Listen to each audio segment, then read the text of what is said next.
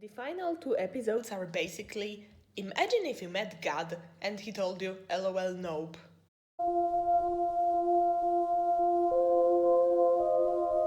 After months of waiting, Infinity Train Book 2 finally premiered. And I watched it almost instantly.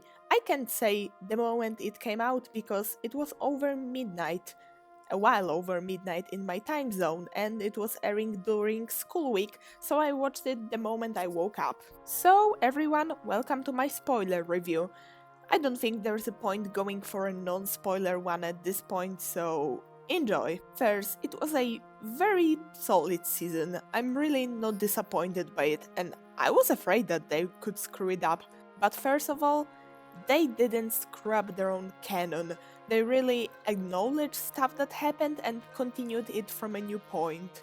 So they didn't retroactively worsen anything from book 1, which I'm really happy about. I think the choice of anthology format was perfect, so they could start fresh with a new storyline without bringing in characters that already had their arcs completed for no reason. I appreciated the way they changed the framing of the train itself from the very first episode, as at this point you know way more than you knew at the beginning of book 1. You see actually more outside shots, so it seems more containable within your imagination, but still ominous and freakish, which those were the best qualities. So I'm really happy that they kept up the bizarreness, but at the same time, now we know that this is a place for good, which is meant to help people, but it's still very weird and overwhelming to proceed in your mind. The conflict was kept mostly ground scale, which I think was an okay way to continue the show, as we already had a story arc of defeating a person in charge of the whole train and setting it up back to normal. And we already learned what the train purpose is, even if some crazy stuff happened here, and we learned quite a lot of new ideas. There weren't many like bait and switch plot twists changing the whole nature of the universe, which I think was a good choice, so the show creators knew what they were doing and didn't retcon some weird stuff in or undermine their whole world building from book 1. And even if why I like the great sense of mystery and bleak atmosphere as early as episode 1, I think it was a pretty okay way to continue the show, even if I missed the ground scale mysteries a little. The problem I had here is that quite a lot of stuff felt a bit underwhelming at the beginning to the bleakness and shock of book 1. And it only got darker after a while, and like first half of the show kind of felt like a setup to something. You couldn't really pinpoint what the main conflict is going to be or if something larger is going to happen, and it didn't have the same foreshadowing and build up book 1 had, but it was still done very well. And I am happy about getting some predictions right. Not everything, but I got quite a lot of things right. The main trio had a pretty great character dynamic. Jesse is just a sweetheart, like the guy is lovable, and while some people were annoyed at him at the beginning, I like hyper-energetic and enthusiastic characters, and he was just a sweetheart. While I don't think he was as endearing and unique as Tulip was, he was a very enjoyable character and had a strong, naturally developing story arc. I'm kind of upset that the setup of him starting with a lower number didn't really go to something surprising at the end, but it was done very solidly, and his story arc about obsessively trying to appeal to other people was something I think many of us could relate to. There were moments where it hit hard. Empty had a pretty amazing arc. Even if you couldn't pinpoint the lessons that she learned as clearly as with Tulip, it was pretty great, and I ended up liking her way more than I did in book 2, because I was like one of the two people who didn't really like her by her first appearance. And her character progression, with her opening up to Jessie and trying to kind of find her own place, was really good, and her breakdown at the end was crazily emotional. Alan Dracula was one of the most unique ideas for a comedic sidekick I've seen. I really appreciate that despite his incredible powers and him being kind of OP, they didn't really use him as a crutch to save characters out of difficult situations out of nowhere. I know the finale kind of seems like it, but it was more like learning how to use how to cause Dracula to do something, and not him suddenly appearing and saving everyone. I like the chaotic style of humor they used for it. And speaking about comedy, I think the comedy was excellent this season. I laughed out loud almost throughout the entirety of Parasite Car. That was the funniest thing I've seen in a long time. Also about Alan, oddly happy with the concept that he just turned out to be a denizen. Yeah, the final moment that confirmed it was, oh. And also that's one of the predictions I had, so I'm happy about that. One of my favorite things about Book 2 was that it was one of the few high-concept fantasy shows, especially in the animation realm, that really acknowledged and wasn't afraid to head-on and discuss the weird implication of its own world building, and that was very open about addressing those topics. And the book 2 really upped the level of existential horror. This aspect was done even better than the previous time. I love how it explored how the idea of someone creating sentient life with its own desires, will, wants and needs, pretty much as props for therapy for humans, is a bit disturbing. And I like the concept of many denizens who weren't really happy with what they were supposed to do but had to do it anyway, or ones that just couldn't escape their own fate. That really made you think. And I really like how the show showcased the therapeutic nature of the train, in some cases more directly, like the family tree car being meant to be a specific challenge, but sometimes in a more unconventional way, like the toad car, where the goal was pretty much to stop and just sit in an empty room and think about your issues. And the whole concept of denizens possibly just being created with a set goal really makes you think. If you're a being that is pretty much programmed to be rebellious and struggle against some sort of authority, but said authority is pretty much created upon the same rules, who's really in the right here?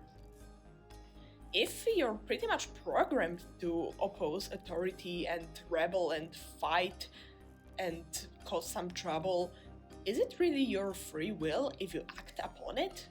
What even is free will? Geez, where else would you get this stuff on Cartoon Network? My other favorite thing was Wanwan's entire presence. And you guys know who my fave is, but this guy is one of the objectively best things about the whole show, both Book 1 and Book 2.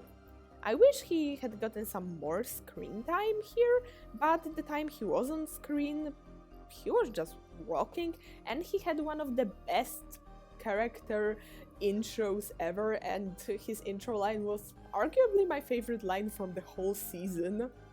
He was charming and hilarious as usual, but I like that they kind of changed the way he was portrayed. He was a way more neutral figure this time, and he was way distant and even colder at certain points. I really love how they acknowledge the implication of him going around creating sentient life, and I liked how he seemed like this neutral figure in charge of everything, there to help people, but very focused on his own set of rules. He was kind of ominous and borderline terrifying, but very lovable at the same point. He felt way more distant and ominous this time, like this kind of hard to get greater good figure. But it didn't make him lose his charm, and he still had the best one-liners in the whole show. I also really like the concept of the introductory video, because it's a clearer point towards the morality of the train and it being here to help people, because it would make sense that him, after returning to his position, would do something so passengers aren't as stressed out or panicked as Tulip was. And you could say that it's a part of the trial, but considering that the train probably takes a ton of mentally ill, suicidal, and traumatized people, you probably would risk too much doing that. Also, the introductory video was hilarious, and it pretty much summed up stuff we learned about the train from the first season. And my final favorite thing was the concept of previous events having long-term consequences in the universe without undermining what happened before. I really like concept of Apex and Amelia's time in charge of the train influencing and having a long-lasting impact on the denizens and passengers. I really like how her presence had this looming shadow over this universe, and how it acknowledged that her neglect and selfishness could actually screw up a lot of people, which the whole concept is pretty terrifying of what could actually happen over all of those years. And yeah, I generally really like the concept of 50% cultish, 50% post-apocalyptic Mad Max-esque gang running around, run by a dystopian version of Peter Pan, centered around emotional regress. And there were some things I didn't really like about the book too. It didn't really tie all the loose ends, and way more storylines felt like they were just kind of dropped and abandoned. And there were too many loose threads at the end. I think the way the Apex storyline was tied with Jesse's need to learn how to stand up for himself, Amelia's storyline, and the conflict between how denizens are actually seen on the train was pretty great, but it's a shame that they were mostly used for 2 episodes to tie with bullying subplot and then kind of just dropped for the finale. Like, they deserve so much more exploration, and I hope that if we get a book 3, we'll get way more about them. Or maybe I just like them so much because of their ties to Amelia? I don't know. Probably a bit of both. I really hope they will explore and what the ties between Grace and Amelia were, because they had to have met at one point. The ending made me as emotional as the next guy. I think it was a very solid closure to both our character arcs, and while I do think the end solution was maybe a little bit contrived, I can let it slide, and it matched as the train just trying to get rid of a problem. And the villains, I don't know, they felt a bit underwhelming, but matching with the style of conflict they were going for, and the entirety of episode 8 made those guys way better than they were before, or the small conversation in the Toad car. They were way more of a serious threat than originally, plus some people pointed out how crossing the barrier was really difficult from them, even if they had the whole surface, and now they can do it within seconds. And I like the character dynamic. Steve felt kind of gay for the other guy, and their death scenes were pretty incredible. Yeah, everyone's jaws dropped during the Wasteland murder scene, including mine. Just heads off to the animators. And yeah, we've come so far that we can have a violent on-screen murder if the guy ain't a human. Also, I was happy to see Gums back, and I like how they didn't undermine the badassery of those creatures. The one problem I had that it didn't feel as layered, and the things weren't just like coming together after a while and suddenly making sense, but it makes sense with the more ground scale and personal conflict style. Also, I like the concept of MT not being able to leave the wasteland, which, yeah, my personal theory is that the wasteland pretty much is hard connected to the train. The backgrounds were just plain gorgeous to look at. Design was as great as usual. Action scenes were directed pretty amazingly. I kind of missed the more glitchy aesthetic of Book 1, but it made sense for us not to really see that, considering everything on the train was mostly where it was supposed to be.